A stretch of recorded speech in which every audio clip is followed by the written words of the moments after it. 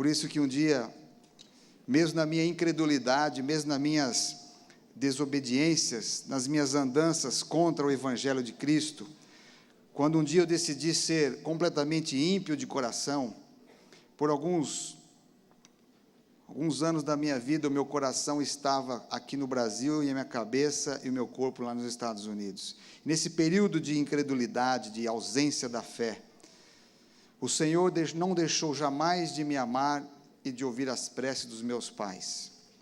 Por isso, querido, você que está aqui hoje, que tem um coração repleto de bênçãos, de fé, não deixe de orar por aqueles que, porventura, hoje, não têm o mesmo sentimento, o mesmo desejo, o mesmo anseio que você.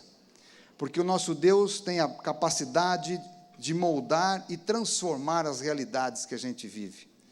Deus é muito bom e Ele jamais deixará de ouvir uma prece estendida a Ele. Como diz o Salmo 56, cada lágrima o Senhor coloca no seu odre e a registra no seu livro. Isso é uma preciosidade imensa de Deus. Deus não deixa nada para trás. Deus registra tudo porque Ele é Pai e Ele é Mãe. Deus é completo. Pai, o Filho e o Espírito Santo, como nós aprendemos na sua palavra, estão envolvidos 24 horas na salvação de cada ser humano nessa terra. Não importa a sua cultura, a sua língua, a sua compreensão religiosa, a sua confissão de fé, o Deus eterno ama cada um de nós. E é muito bom quando a gente é recebido com amor. Alguns anos atrás, era o ano de 1976. Um ano que eu começava, aqui, naquela época era o 5º ano, depois transformou-se em 5ª série, agora acho que é 5º ano de novo. Bom, naquela época, quando eu tinha um desejo muito grande, eu gostava muito de esportes, embora não fui um exímio esportista, mas nós tínhamos um diretor de escola e professor de educação física, que ele sempre trazia histórias. Eu lembro uma vez na cidade de São Carlos, ele convidou para fazer uma palestra o atleta olímpico do Brasil, que conseguiu uma medalha de prata nas Olimpíadas de Munique, chamado Nelson Prudêncio. Não sei quantos já o conheceram, já ouviram falar de Nelson Prudêncio. Em 2 Olimpíadas, ele ganhou medalha de prata em salto triplo. E ele é professor na Universidade Federal de São Carlos. E um dia ele foi à igreja, eu fiquei olhando para aquele homem, um negro alto, um atleta, contando do seu treinamento, das suas experiências, 2 Olimpíadas, trazendo a sua medalha, e eu sempre desejei ser um atleta olímpico. Parece que aquilo plantou uma semente no meu coração.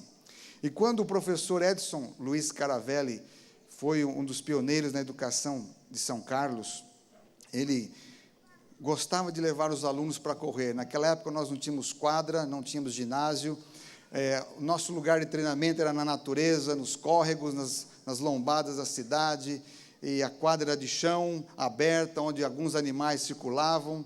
Enfim, ali a gente aprendeu a jogar handebol, basquetebol, futebol e assim por diante. Mas a modalidade que eu gostava era atletismo. E eu desenvolvi algum tipo de resistência e gostava de corridas de 400 metros, 800 metros, 1.500 metros. E ali, naquele contexto dos anos 70, havia entre as escolas adventistas aqueles que eles chamavam de Olimpíada das Escolas Adventistas. Talvez alguns de vocês até participaram disso, na segunda metade da década de 70. E eu lembro que esta Olimpíada ocorreria na cidade de Guarulhos, em São Paulo. E eu lembro que eu me preparei muito. Naquela época, o sonho de todos os meninos era ter um tênis da Nike, aliás, Nike não tinha no Brasil, era Adidas ou Rainha.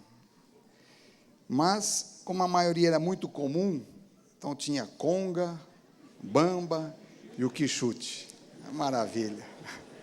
Certo? Bom, como um bom filho de São Carlos, eu tinha um Conga azul. Quando tirava do pé, era um terrorismo. Você já sabe o que significa isso. E eu lembro que eu treinava muito com o meu Conga. E eu, entre todos os meninos, entre 10, 11 e 12 anos, eu tinha o melhor índice no assunto de atletismo, corrida à distância. E o professor estava contando com a minha capacidade de treinamento e ir bem na Olimpíada. Só que a minha mãe iria me dar um presente Só que esse presente era para ser usado após a Olimpíada. Era um tênis Bamba, cano longo, preto. E eu, muito ansioso para ter esse tênis, resolvi usá-lo no dia da competição. Ele disse, não, é melhor você não usar isso aqui, isso é um presente. Não, mas eu queria e tal, pôs o tênis Bamba. Fui feliz. Alugamos, na época, acho que tipo um veraneio, uma perua. O professor usou e levamos os alunos e fomos para Guarulhos e todo mundo feliz. E eu lembro que minha mãe também foi junto e levou nossos lanches. E como uma boa Olimpíada aqui no Brasil, ela tem dificuldade de começar no horário. Então, as coisas começaram a se atrasar, né? E foram atrasando, e a criançada agora começou a ter fome. E minha mãe tinha trago um lanche, pão com leite condensado, cozido assim, né? Bem recheado, queijo, né? E a fome foi chegando e resolvi pedir. Ela falou, não, é melhor você não comer não, porque vai correr daqui a pouco, mas ninguém chama, vai demorar esse negócio. Eu resolvi comer. E enchi meu estômago com aquele pão saboroso, com leite condensado, que delícia e tal, né? Feliz da vida, comemorando antes da prova. Aí chegou o momento da prova, logo em seguida, minhas últimas mastigadas. E então nos preparamos na pista para sair, deu-se o sinal e saímos, eu saí com tudo, mas de repente começou uma dor aguda no estômago. E começou aquela dor no ombro, e aquele negócio horrível, de repente fui ficando para trás, resultado. Cheguei em último lugar. E aquilo foi uma decepção muito amarga para mim. Porque eu havia me preparado praticamente mais de um ano para isso. Era um sonho da minha vida ter feito isso. E no momento mais oportuno, eu não soube esperar. E eu cheguei em último lugar. E na volta, nós tínhamos uma amiga nossa, uma menina brilhante, que ela participou de 3 modalidades, corrida, 50 metros, 100 metros e salto em distância. E nas 3 modalidades, ela ganhou medalha de ouro. E ela estava feliz. Só que esse professor, ele era um homem também amigo de Deus, sensível a Deus. E ele reconheceu os atletas. E na volta ele entregou uma medalha para cada um. Ele enxugou as nossas lágrimas. Embora eu saí daquela corrida derrotado, mas Deus me mostrou o valor de aprender a esperar, de se preparar e se esperar. Nessa vida, nós podemos ganhar medalhas ainda, ser enxugados nossas lágrimas. Mas na vida espiritual, se nós não aprendermos a se preparar e a esperar no Senhor, podemos perder tudo. Um milagre eu sou é a história de cada um de nós. Ninguém que estará no céu um dia, na presença do Senhor, estará lá porque foi por méritos e conquistas pessoais. Mas estaremos na presença de Deus um dia porque somos um milagre nas suas mãos. Eu quero convidar você a abrir a Bíblia no livro de Apocalipse, no texto que o pastor Jader leu, Apocalipse 21, embora nós não conversamos a respeito, mas o Espírito Santo nos mostrou o mesmo texto, com uma nova visão de Deus para o seu povo, a visão que o Senhor deseja que você mantenha viva no seu coração, uma visão em que você deve e eu estarmos preparados todos os dias e esperarmos com confiança essas palavras. Então vi um novo céu e uma nova terra, Apocalipse 21, pois já o primeiro céu e a primeira terra passaram, e o mar já não existe. Vi também a cidade santa, a nova Jerusalém, que de Deus descia do céu, ataviada como uma noiva para o seu noivo. Eu vi uma grande voz vinda do trono que dizia, agora o tabernáculo de Deus está com os homens. Deus habitará com eles, e eles serão o seu povo, e o próprio Deus estará com eles, e será o seu Deus. Deus enxugará dos seus olhos toda lágrima. Já não haverá mais a morte, nem o pranto, nem o clamor, nem a dor, pois as primeiras coisas já são passadas. E o que estava sentado no trono, agora o Senhor Jesus, disse, faço novas todas as coisas. Amém. Que palavras lindas que João descreve aqui, praticamente as suas últimas visões que ele teve do livro do Apocalipse. João pensava que a vida de um apóstolo na terra ia terminar em mártir como terminou dos outros seus companheiros. João passou por muitos martírios, entre eles Segundo a tradição, diz que ele foi colocado num vaso, num lugar grande, com azeite fervendo, e João foi livre da morte. João também diz aqui no próprio livro do Apocalipse que essa visão ele recebe na ilha de Pátimos, quando ele foi exilado, foi banido do seu trabalho pastoral, não foi respeitado na sua fé, foi colocado no seu tempo como um homem que estava indo contra as diretrizes do grande império romano. Mesmo assim, numa ilha de prisioneiros em Pátimos, João pensava que a vida ali terminaria, mas quando ele tem a surpreendente visita de Cristo, Jesus agora não como um bebê numa manjedoura, não como aquele que andou semelhante a nós, com vestes humanas, fazendo bem e milagres, mas João viu um Cristo agora glorificado, no seu verdadeiro estado de divino, o Cristo que tem poder sobre todas as coisas deste mundo, aquele que criou todas as coisas, aquele que veio a essa terra para nos salvar e fará novas todas as coisas. Que privilégio, queridos, que a Bíblia nos coloca de que a vida na terra não vai ser para sempre sofrimento. Quando você e eu fazemos o bem aos outros, ajudamos as pessoas, nós estamos vivendo um pedacinho do novo céus e da nova terra aqui. Porque os filhos de Deus são pacificadores, os filhos de Deus são puros, os filhos de Deus agem com humildade, os filhos de Deus agem com bondade com as pessoas, porque Deus é assim. Jesus diz para João, e mostra para ele muitas coisas, mostra momentos difíceis e dramáticos que aconteceriam na história do mundo, inúmeras guerras, revoluções, divisões raciais, separações de povos, gente tentando dominar gente, mostra algo muito triste para João, que tudo isso aconteceria na terra por desviarmos da verdade, por não aceitarmos o Evangelho, porque a Bíblia estaria muito tempo presa, pessoas estariam contra ela, nações se levantariam contra tudo isso, porque isso era obra de Satanás, o grande inimigo da humanidade. João teve que escrever sobre a guerra que houve no céu, a origem de todos esses sentimentos negativos, a origem da doença, do mal, do pecado que veio com Lúcifer, o anjo que estava do lado de Deus, que era aquele que o cobria, aquele que cantava louvores, que dirigia o serviço de adoração no céu, se transformou num Satanás, num anjo do mal, levando consigo 1/3 dos céus. Hoje, a gente possivelmente não vê, visivelmente, Deus, nem Jesus, nem o Espírito Santo, nem Satanás, nem seus demônios, nem os anjos. Nós vivemos num mundo em que nós apenas enxergamos essas coisas que o pecado nos aprisionou. Mas elas existem. O mundo que Paulo fala das potestades, ele existe. Quanta gente estão hoje presas por vícios e problemas que o mal tem feito na terra. Mas sabe que Jesus veio trazer esperança, ele disse para João, a vida não parou no Calvário. A vida não termina com aquela cruz. Aquela cruz foi parte do grande plano da salvação, para que a humanidade pudesse voltar os seus olhos e dizer, tem esperança.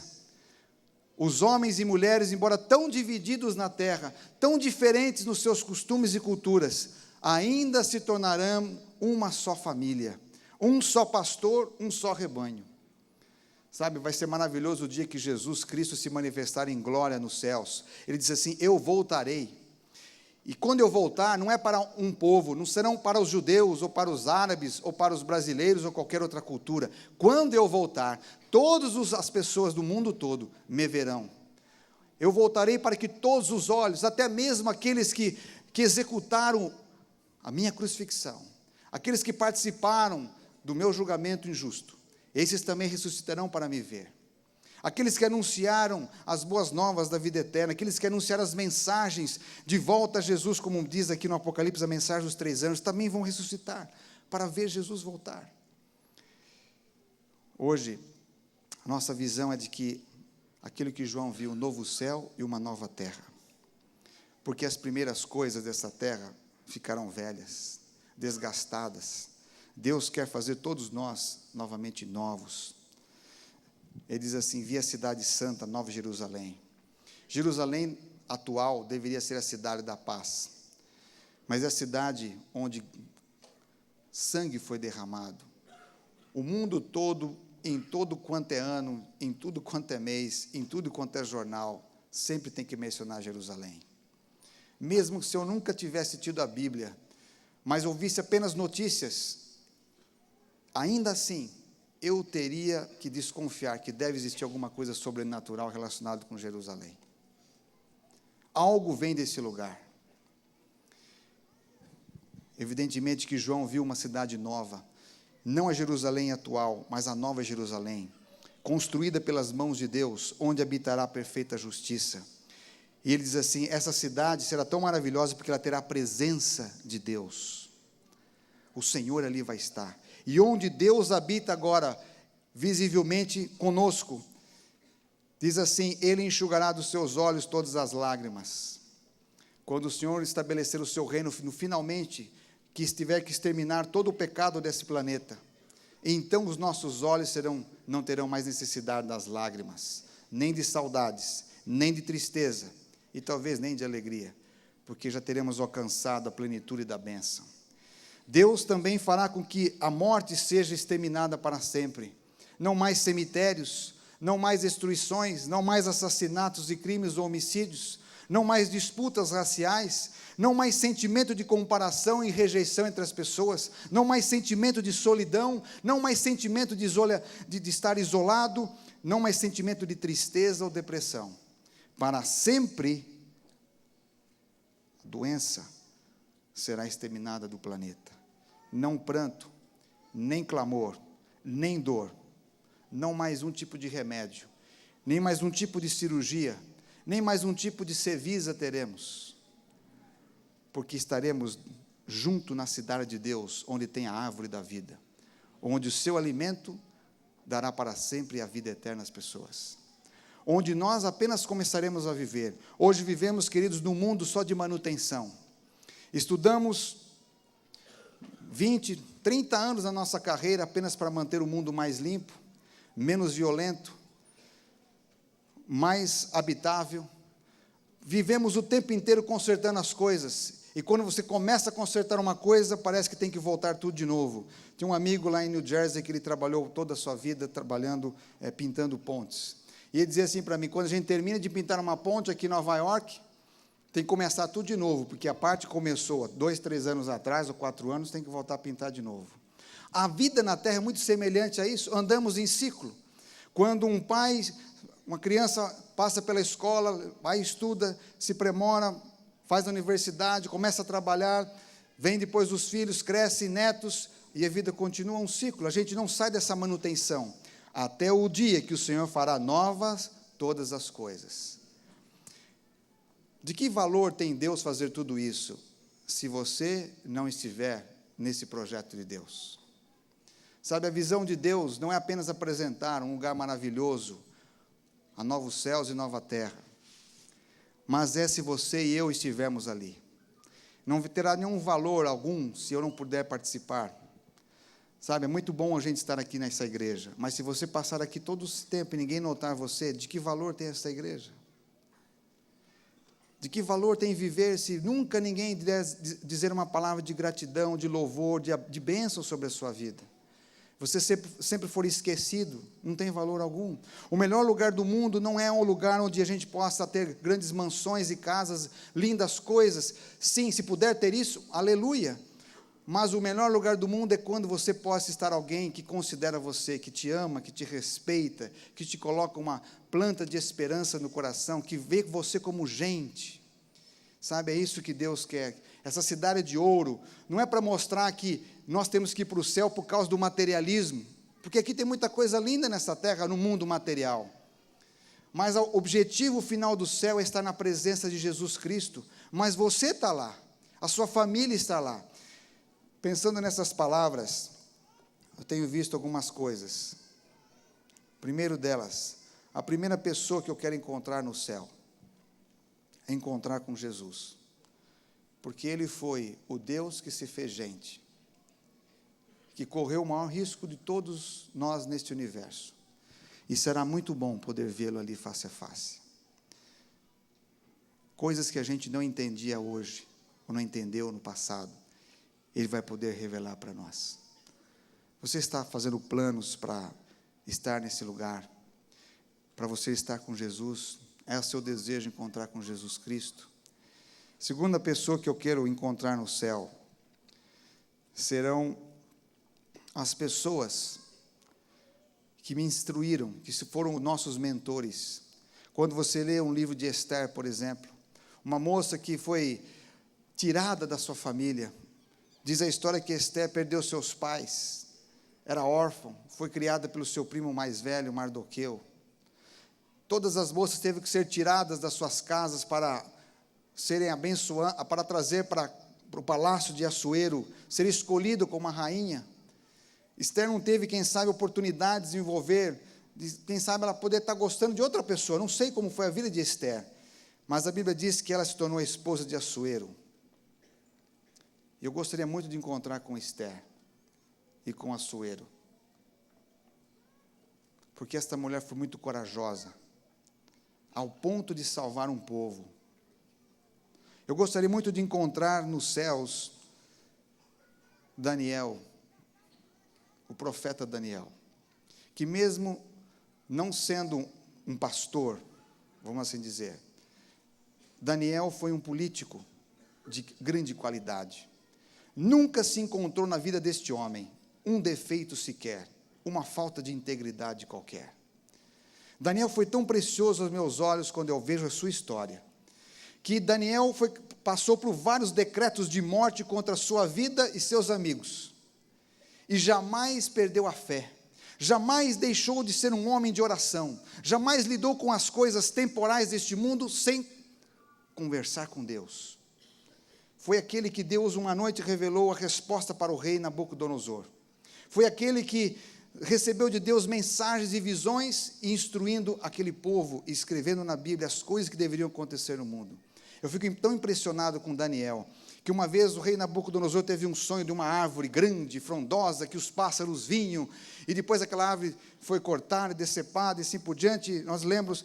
E quando o rei Nabucodonosor chamou Daniel para dar essa explicação, Daniel ficou temeroso, porque ele sabia que aquele sonho que o rei teve era um julgamento a respeito do rei. E como ele ia passar uma mensagem para aquele homem mais poderoso do seu tempo, que tinha nas suas mãos o poder da vida ou da morte. Mas Daniel confiou em Deus. E Daniel, com muito respeito, com muito carinho, com muito jeito, foi explicando para o rei a árvore, que ele era o rei, aquela árvore representava o rei, que o rei tinha sido muito bom, o rei tinha aqueles pássaros representavam quantas pessoas o seu reinado havia abençoado. Mas também Daniel teve que apresentar o juízo. E ele disse assim no final: rei, eu gostaria muito que a interpretação desse sonho fosse para os seus inimigos. Mas sabe, rei, arrependa-te, faça o bem, seja amoroso com os oprimidos, com os seus conquistados, faça o bem, que isso pode não se cumprir na sua vida. Mas a história diz que depois de um ano, Nabucodonosor, quando contemplou aqueles lindos palácios, seus jardins suspensos, a grande cidade de Babilônia, a deusa do seu tempo, subiu no seu coração o orgulho. Sabe, às vezes a gente, quando olha para a vida, homens, eu tenho certeza que aqui entre vocês, tem pessoas muito bem, que cresceram muito na vida, que têm muito sucesso. Talvez aqui tem estudantes que farão grande diferença no mundo. Jamais um dia, a mãe de Barack Obama pensou que o seu filho seria presidente nos Estados Unidos. Jamais aquela senhora idosa, que veio com muitos filhos de Caruaru, de Pernambuco para Santos, depois Garanhuns, né? Depois mudou-se para São Paulo, sem escolaridade, pai alcoólatra, sem chance alguma, imaginava que seu filho, Luiz Inácio Lula da Silva, seria presidente do Brasil. Você não imagina o que o seu filho pode ser. Sabe, não deixe o orgulho subir o seu coração. Por mais capaz que você seja, por mais rico que você tenha hoje nas suas mãos a riqueza deste mundo. Nabucodonosor perdeu tudo. Quando o homem perde a sua consciência, Quando o homem perde o seu equilíbrio mental, ele perdeu tudo. Deus não tirou Babilônia de Nabucodonosor, Deus não tirou suas riquezas, Deus não tirou sua família, nem os seus filhos e nem o seu cetro. Deus permitiu que Nabucodonosor perdesse a sua sanidade. Viveu 7 anos comendo capim. Comia os melhores manjares, as melhores churrascarias de Babilônia, comidas mais saborosas, os melhores vinhos do mundo, mas por 7 anos teve que comer capim, ser vegetariano forçado, sem chance de comer frutas, vegetais, castanhas, comer mato como um animal. Sabe quantas vezes Deus permite a gente ser criado num berço de ouro? Aqui tem um grupo lindo de jovens. Às vezes os seus pais dão as melhores coisas para vocês, mas às vezes a gente não quer isso. A gente quer ser igual Nabucodonosor. Prefere comer junk food, prefere usar drogas, viciar em remédios, comer as piores coisas. Conheci um menino que morou um tempo lá com a gente, enquanto eu era solteiro. A minha casa era um abrigo de refugiados. Esse menino vinha de uma família muito bem de vida, da cidade de São Vicente, mas dava muito trabalho para os pais. E passou uma temporada onde a gente morava. A sua música de berço era Raul Seixas. E foi parar para morar no quarto de um pastor adventista. Então eu disse para ele assim: olha, Jesus e Raul Seixas vão dialogar aqui. Mas é o seguinte, eu vou te respeitar, você vai me respeitar. Vou orar por você todo dia. E foi difícil. Costumes errados, vida difícil, tinha crescido no Evangelho, tinha vindo do Rio de Janeiro, onde é um lugar que ele vendia o seu corpo para a prostituição e para as drogas. E no desespero, a sua irmã trouxe-ele para os Estados Unidos. E um dia ele está com os amigos sábado à noite, e na bagunça, na confusão, ele quebra o vidro de um carro para pegar algumas moedas, e nesse contexto ele é preso, e agora vamos mobilizar a igreja para ajudar esse moço a sair da prisão. Eu disse para a irmã dele: não vamos tirar ele da prisão, deixe lá na prisão. O Senhor vai buscá-lo, vai alcançá-lo. Às vezes a gente fica quebrando o galho dos filhos quando eles fazem as coisas erradas, e eles não aprendem a lidar com as consequências dos seus erros. Ali pensando naquela prisão, aquele moço queria muito sair, mas ele tinha ido muito longe nas coisas que fez. Finalmente, depois de um bom tempo, ele saiu, ficou em casa, e ali começamos a ministrar, a orar com ele. Finalmente chegou o momento dele voltar para o Brasil. Voltou para o Brasil, mas não tinha voltado para Cristo. Mas vivendo ainda na região de Santos, um dia o Evangelho de Jesus tocou a sua vida e o libertou do poder das trevas. Foi para a faculdade, fez veterinária, casou-se, foi rebatizado. A mãe, em gratidão a Deus, pegou um sítio que tinha e transformou numa clínica de recuperação de jovens. Mais de 1000 jovens passaram por aquele lugar, e dezenas e centenas deles foram libertos pelo poder de Deus. O que adiantava a riqueza sem ser transformado em bênção para as pessoas? Aquela mulher entendeu quando o seu filho mais precisava era de Jesus, e usou a sua riqueza para salvar outros. Jesus Cristo quer voltar e fazer novas todas as coisas. Quer encontrar no céu pessoas como Nabucodonosor, porque a história dele não terminou lá no pasto. No 7º ano disse que ele recobrou, levantou os seus olhos para o céu e reconheceu o caminho errado que viveu. E clamou, arrependido, perdão dos céus. E o capítulo 4 do livro de Daniel é o capítulo da conversão de Nabucodonosor. Imagine um homem que foi tão atroz, tão violento, um poderoso que na estátua do sonho representado pela cabeça de ouro, vai um dia estar no céu com a gente, na ressurreição. Vamos ouvir seu próprio testemunho. Por quê? Porque Daniel não deixou de fazer a diferença onde ele foi.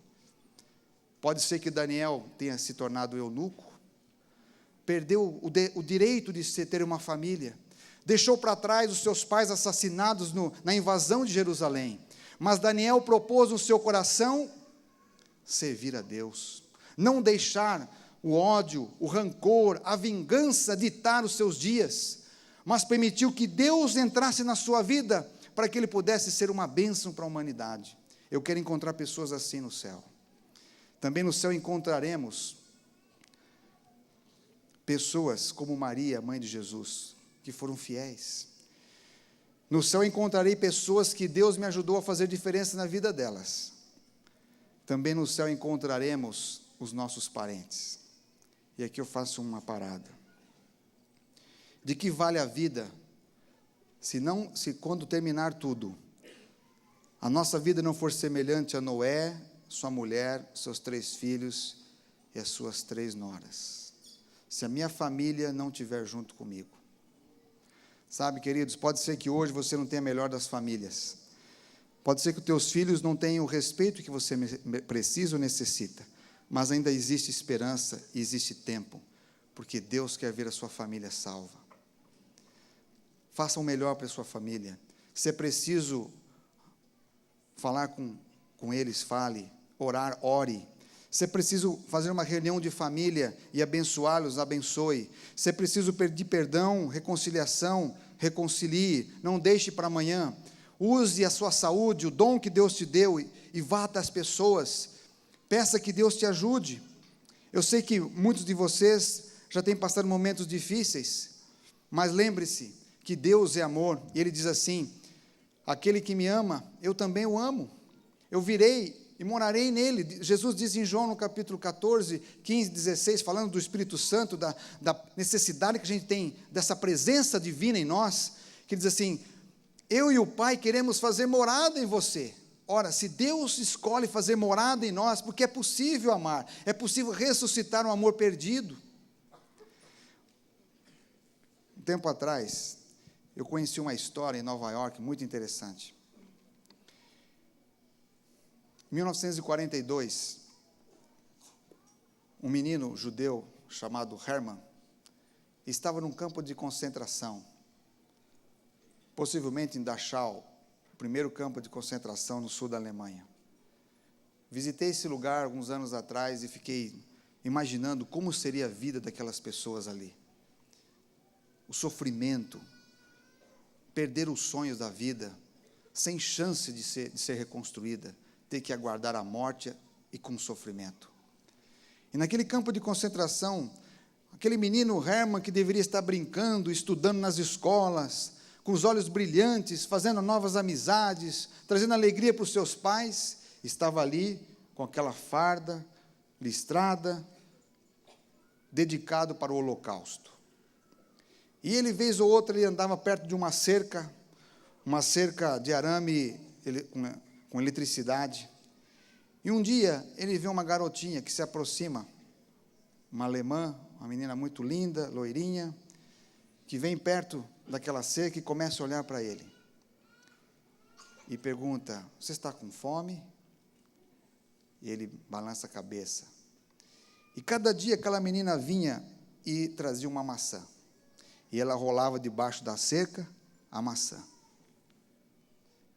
E ele comia aquela maçã com muita alegria. E desenvolveram uma certa amizade. E um dia ele disse assim para ela: você não precisa mais voltar, porque eu vou ser mudado de campo de concentração. Não precisa mais trazer a maçã, porque eu não vou estar aqui. Passou-se o tempo. Hermann foi transferido para um outro campo de concentração. Enfim, nessas mudanças todas, a guerra termina. Ele é resgatado, é trazido para Nova York, e ali, como muitos outros judeus, pós-guerras, alemães, pessoas fugitivas da Europa, aqueles que tiveram a oportunidade, a grande chance de sair da Europa naqueles dias, começam uma nova vida na América do Norte. E um dia, em 1956 para 57, um amigo diz assim: Hermann, por que você não vem numa festa? A gente vai ter um encontro de imigrantes, e você precisa arrumar uma namorada, nem que seja à primeira vista. Tem muitas meninas que vão estar junto com a gente, você não fica mais sozinho. A guerra já deixou muitas marcas na gente. Precisa ter alguém. E, logicamente, que naquele período, como também o encontro dos imigrantes hoje, os imigrantes sempre têm as mesmas conversas.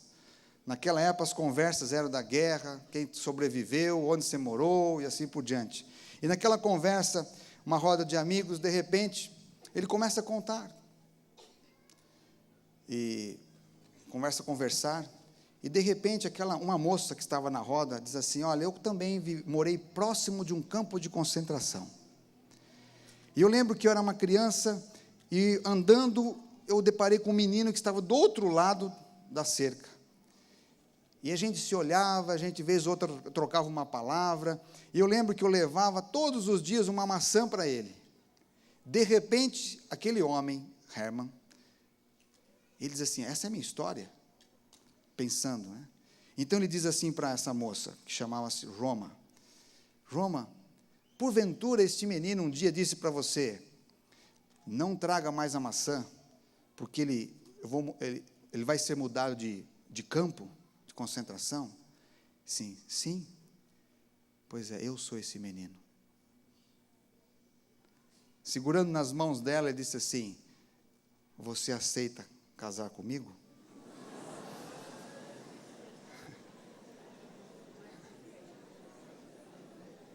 Quer casar?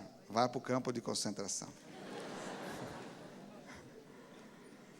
Em 1996, no programa da Oprah, que é uma mulher muito influente nos Estados Unidos, Herman e Roma celebraram 40 anos de casamento. E ele em público disse assim, ainda hoje a minha alma tem fome do seu amor. Sabe, queridos, o encontro de família não tem preço. Não deixe passar a sua oportunidade de aceitar a Jesus como Senhor e Salvador da sua vida. Porque Ele que pode proporcionar os encontros eternos na nossa vida. Sabe, valerá a pena estar no céu? Sim, mas não deixemos para trás os nossos filhos, os nossos cônjuges, os nossos tios, os nossos parentes, aqueles que Deus colocou na nossa vida para a gente amar e aprender a amar. Um dia, Deus disse assim para o profeta Jeremias, capítulo 18, Jeremias, levanta-te, vai à casa do oleiro, e lá te farei ouvir as minhas palavras. E quando ele foi na casa do oleiro, ele percebeu que o oleiro trabalhava com muito afinco. Não sei se era um vaso tão pesado como esse aqui, mas ele fazia o vaso.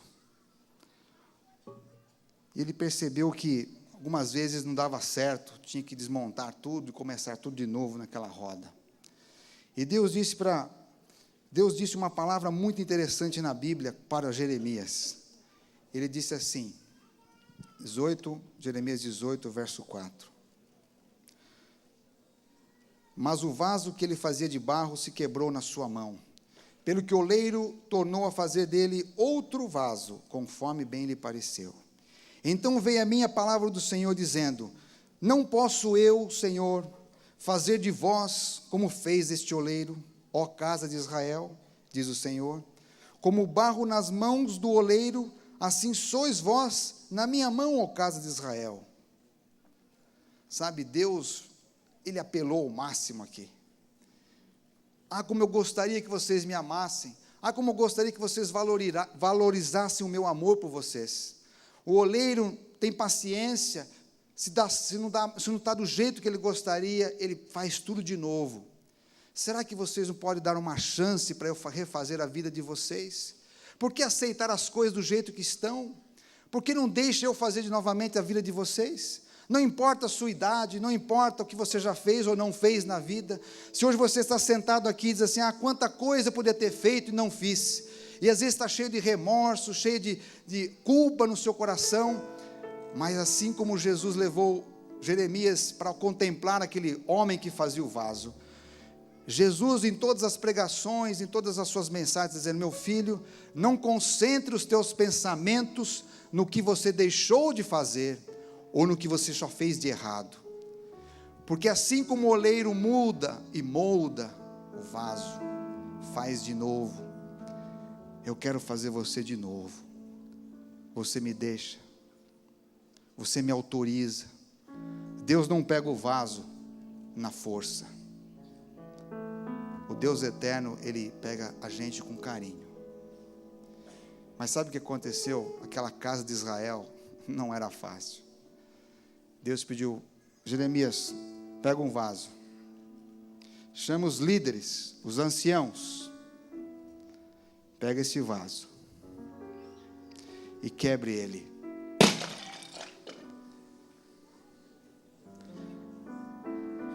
Eu vou fazer isso com o meu povo, vou precisar quebrá-lo, porque só quando a gente é quebrado que a gente entende a necessidade de ser feito novas pessoas.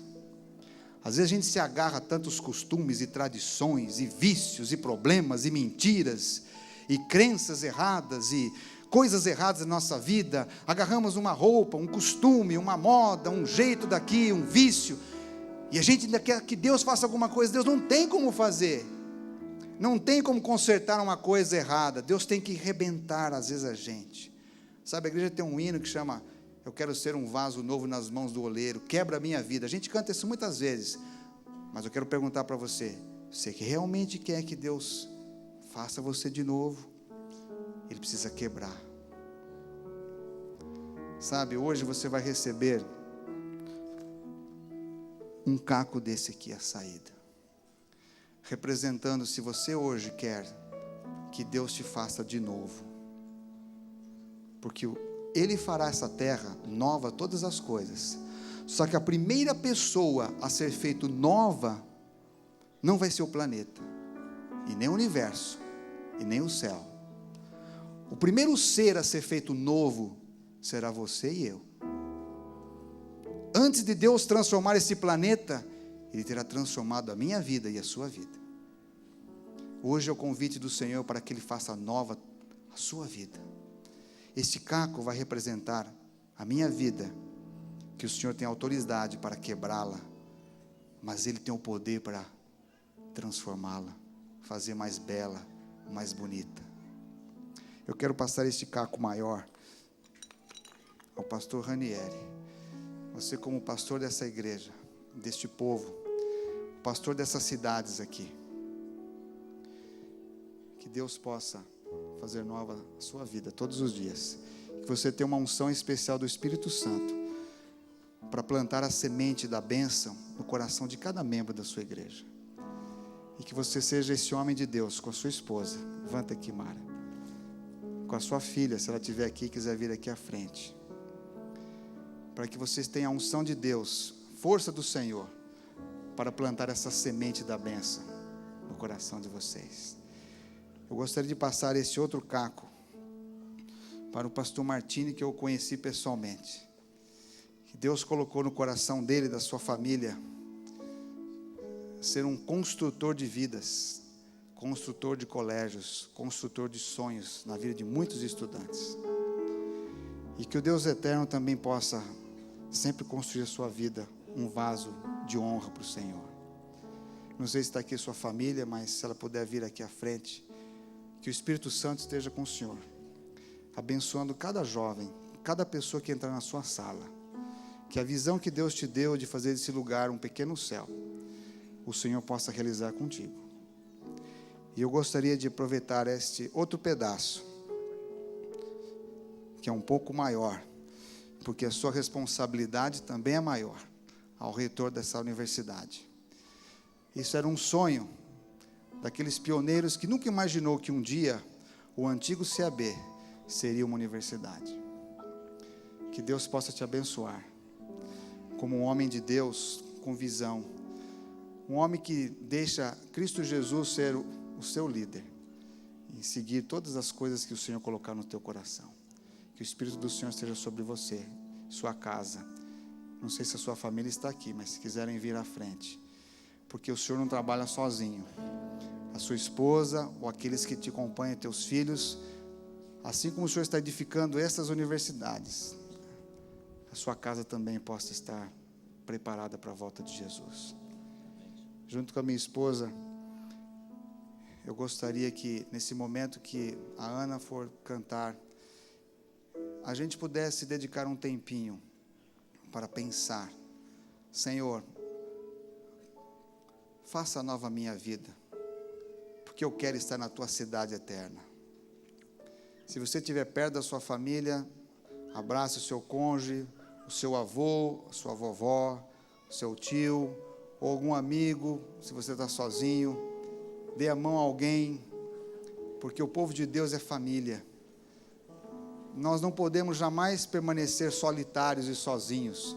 Mesmo que você veio hoje pela primeira vez, não conhece ninguém, Deus vai pôr alguém na sua vida hoje, para você sentir que você faz parte da maior família que existe no universo, a família de Deus.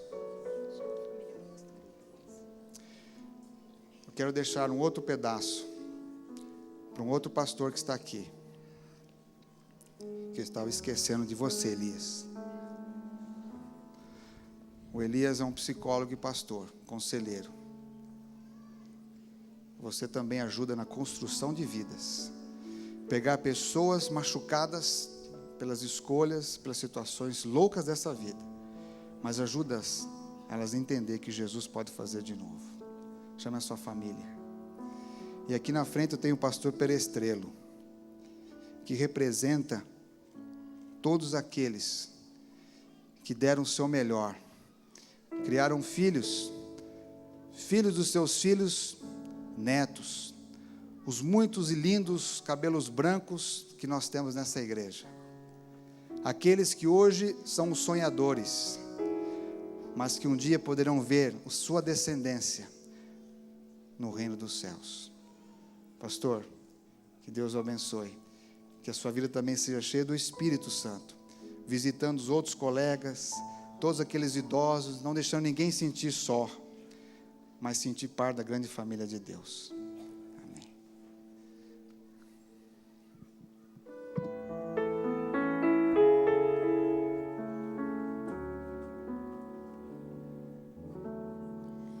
É só um passo, uma decisão, um aceno para a sua vida encontrar valor que é pleno, para ir em busca do tesouro, trocar o velho pelo novo, descobrir que a vida pode ser tudo aquilo que não foi, e de repente começar a cantar como nunca antes, e perceber novas cores que não via antes. É só um passo,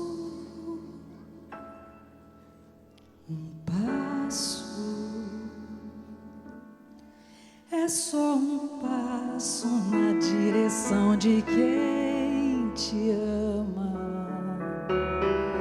É só um passo e deixar para trás o que te prende. É só um passo e chegar mais perto do Pai, o seu amor tão terno. Um passo e ficar mais longe do mal e seus cruéis enganos.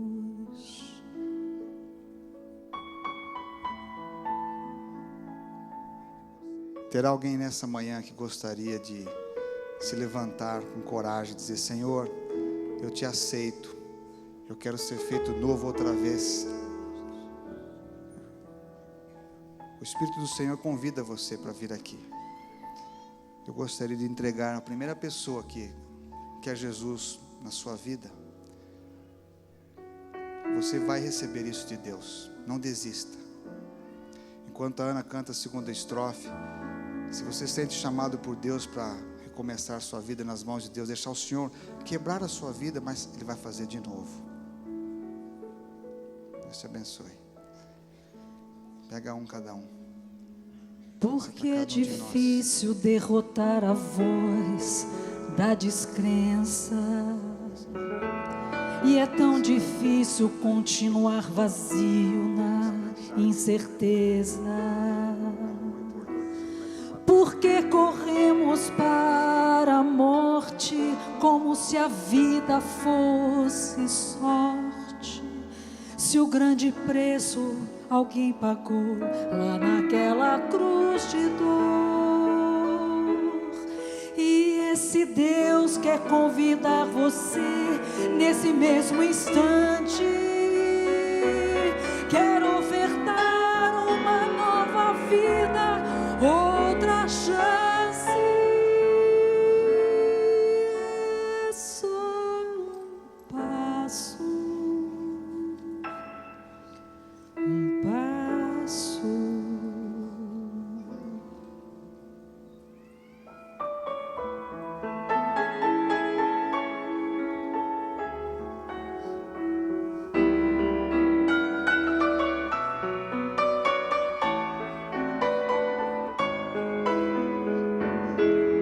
É só um passo e chegar mais perto do Pai e seu amor tão terno. Um passo e ficar mais longe, longe, longe do mal e seus cruéis enganos, e perto do Salvador.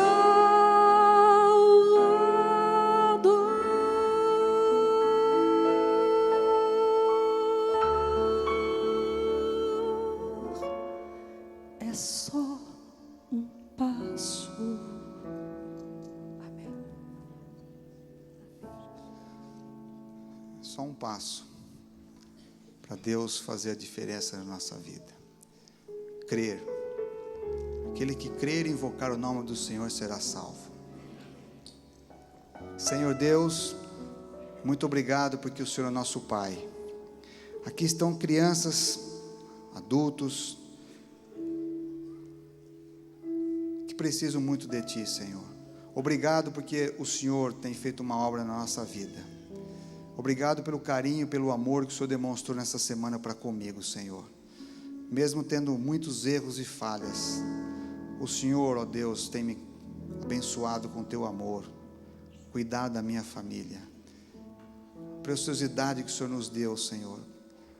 Ó Pai, muito obrigado, protege os nossos filhos, os filhos desta igreja, de cada família, Senhor, que nós queremos estar no Teu reino, queremos um dia ser os habitantes dessa cidade eterna que o Senhor está preparando. Que o Teu Espírito Santo seja sobre todas as pessoas, que possamos ter coragem para fazer o bem e seguir a Tua vontade, Senhor. Ao receber, ó Senhor, um pedacinho deste vaso, é um símbolo de que hoje nós permitimos que o Senhor quebre os nossos vícios, os nossos pecados, os nossos erros, quebre a nossa vida, Senhor, e faça novamente. Porque o Senhor um dia fará nova todas as coisas, a começar de nós, Senhor. Que a Tua bênção traga proteção a todos. Em especial, abençoe o pastor Ranieri e a sua família. E juntos com os demais pastores, jovens, homens e mulheres de negócios, pessoas simples ou muito preparadas, que juntos eles possam ser uma luz nesse lugar. Possam abençoar este país, as nações, Senhor, essas cidades próximas, recebam da Tua bênção, do Teu evangelho. Obrigado por tudo que tem feito por nós, Pai. Em nome de Jesus. Amém.